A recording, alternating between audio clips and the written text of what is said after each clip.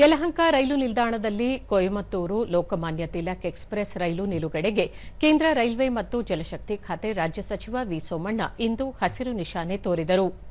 ಈ ವೇಳೆ ಸಂಸದ ಡಾ ಕೆ ಸುಧಾಕರ್, ರಾಜ್ಯಸಭಾ ಸದಸ್ಯ ಲೆಹರ್ ಸಿಂಗ್ ಸಿರೋಯಿ, ಶಾಸಕ ಎಸ್ಆರ್ ವಿಶ್ವನಾಥ್ ಮತ್ತಿತರರು ಉಪಸ್ಥಿತರಿದ್ದರು.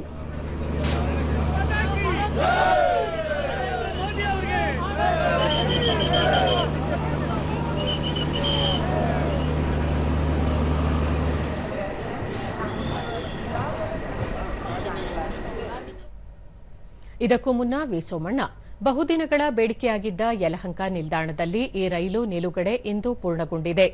ಮುಂದಿನ ದಿನಗಳಲ್ಲಿ ಈ ಭಾಗವನ್ನು ಕೇಂದ್ರವಾಗಿ ಮಾಡಿಕೊಂಡು ಆಡಳಿತ ಮಾಡಿದ ಬೆಂಗಳೂರು ನಿರ್ಮಾತೃ ಕೆಂಪೇಗೌಡರ ಹೆಸರನ್ನು ನಾಮಕರಣ ಮಾಡಲಾಗುವುದು.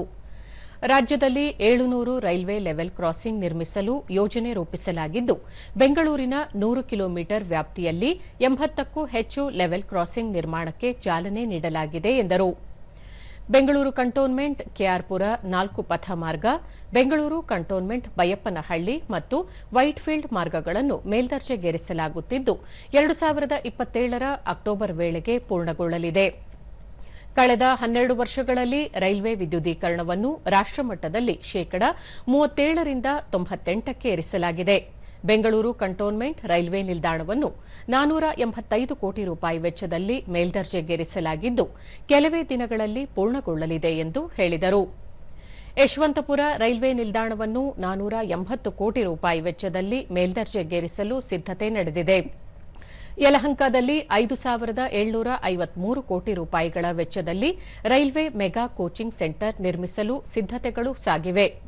ಕಳೆದ 2 ವರ್ಷಗಳಲ್ಲಿ ವಿವಿಧ ರೈಲ್ವೆ ಕಾಮಗಾರಿಗಳಿಗೆ ರಾಜ್ಯಕ್ಕೆ ಸುಮಾರು 52,000 ಕೋಟಿ ರೂಪಾಯಿಗಳನ್ನು ವೆಚ್ಚ ಮಾಡಲಾಗಿದೆ ಎಂದು ಮಾಹಿತಿ ನೀಡಿದರು.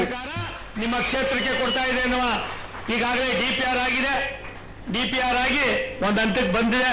ನನಗನ್ನಿಸ್ತದೆ ಮುಂದಿನ 25-30 ವರ್ಷಗಳವರೆಗೆ ಏನು ಬೆಂಗಳೂರು ಬೆಳೀತದೆ ಅಂತ ಬೆಂಗಳೂರಿಗೆ ಸುಮಾರು 400 ಟ್ರೈನ್ಗಳು ಏನು ಕೋಚಿಂಗ್ ಟರ್ಮಿನಲ್ ಇರ್ತದೆ ಅಲ್ಲಿ ಮೇಲ್ಗಡೆಯಿಂದ ಸುಮಾರು 4-5 ಅಂತಸ್ತಿನ ವ್ಯವಸ್ಥೆಗಳನ್ನು ಮಾಡಿ ವಿಶ್ವದ ಭೂಪಟದಲ್ಲಿ ಭಾರತ ಸರ್ಕಾರ ಭಾರತೀಯರ ಸಾರ್ವಭೌಮತೆಗೆ ಒಂದು ದೊಡ್ಡ ಒಂದೇನೋದು ರಹಸ್ಯಪೂರ್ವವಾದ ಒಂದು ಕೆಲಸವನ್ನ.